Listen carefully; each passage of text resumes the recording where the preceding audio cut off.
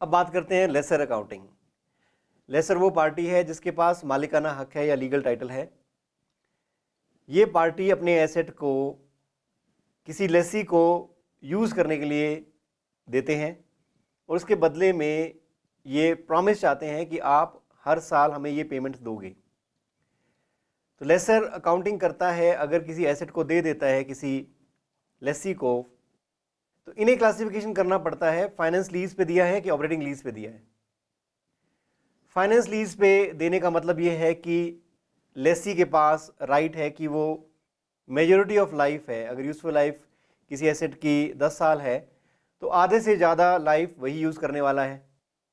लेसी के पास bargain purchase option है कि अगर वो थोड़े से पैसे भी देता है लीज टर्म खत्म होने के बाद तो वो एसेट को खरीद सकता है, या जो वो पेमेंट्स कर रहा है वो fair value of the asset के आसपास की कीमत वो दे रहा है इंस्टॉलमेंट्स में। लेसी के पास ऑप्शन है कि वो लीज टर्म को एक्सटेंड कर सकता है और हमें लगता है कि वो रीजनेबली सर्टेन है कि वो एक्सटेंड कर सकता है, और जिससे तय होता है कि वो ज़्यादातर जो यूजफुल लाइफ है एसेट की वो लेसी ही इस्तेमाल करेगा। ये कुछ ऐसे संकेत हैं जिससे हमें पता लगता है कि लेसर ने लेसी को ये एसेट इनडायरेक्टली फाइनेंस लीज के ऊपर दे दिया है। फाइनेंस लीज का मतलब है कि लेसी वो एसेट खरीद रहा है। अगर लेसी वो एसेट खरीद रहा है तो लेसर को अपनी बुक्स में प्रॉपर्टी प्लांट एंड इक्विपमेंट या इन्वेस्टमेंट प्रॉपर्टी को डी रिकॉग्नाइज करना पड़ेगा। ये अपनी बुक से उसे क्रेडिट करेंगे और डेबिट में ये अमाउंट लिखेंगे लीज रिसीवेबल्स का।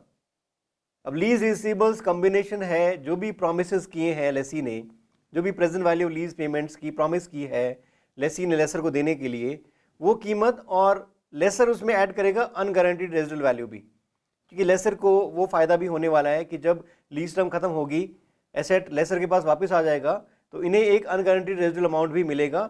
इन दोनों का कॉम्बिनेशन ये अपनी बुक्स में लीज रिसीवेबल्स के रूप में रिकॉर्ड करेंगे और हर साल लीज रिसीवेबल्स पे इंटरेस्ट इनकम रिकॉर्ड करेंगे, और जो भी रिसीप्ट होगी इसकी वजह से ये लीज रिसीवेबल्स कम होगा और इस तरीके से अमोर्टाइज कॉस्ट अकाउंटिंग करेंगे।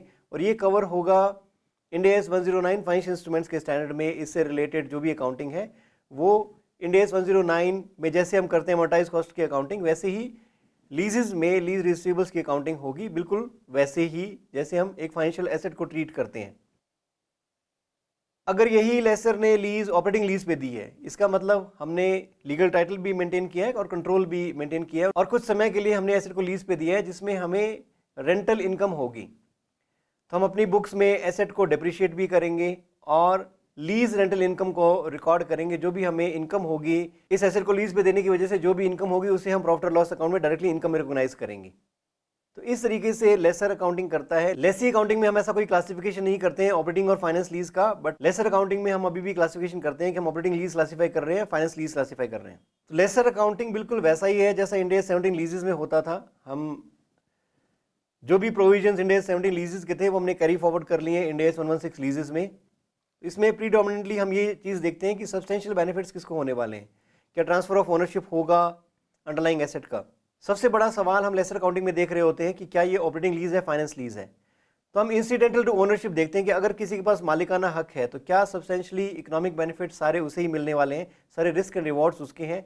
अगर रिस्क एंड रिवॉर्ड्स जिस पार्टी के हैं, सब्सटेंशियल बेनिफिट जिस पार्टी को मिलने वाले हैं, अगर ये इशारा करता है कि लेसी के पास ये सारा हक होगा इस एग्रीमेंट की वजह से, तो ये फाइनेंस लीज मानी जाएगी। और अगर ऐसे सब्सटेंशियल इकोनॉमिक बेनिफिट्स या कंट्रोल या रिस्क एंड रिवॉर्ड्स नहीं ट्रांसफर होते हैं लेसी को, तो इसे ऑपरेटिंग लीज माना जाएगा।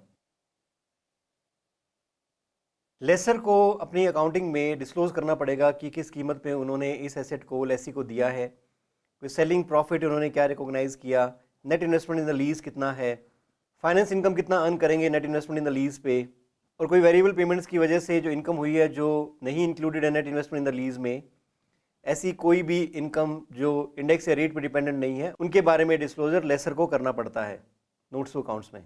जैसे पहला स्टैंडर्ड था इंडिया 17 लीजेस, वैसा ही इंडिया 116 लीजेस में लेसर अकाउंटिंग को मेंटेन किया गया है कि लेसर दो तरीके की लीज रिकॉर्ड करेगा, या तो ऑपरेटिंग लीज या फाइनेंस लीज। हमें सब्सटेंस देखना होगा कि सब्सटेंशियल इकोनॉमिक बेनिफिट्स किसके पास है और रिस्क रिवॉर्ड्स कौन एंजॉय कर रहा है, रिस्क कौन बेयर कर रहा है और रिवॉर्ड्स किसके पास है। ये बातों को ध्यान में रख के हम फैसला ले सकते हैं कि ये ऑपरेटिंग लीज है या फाइनेंस लीज है।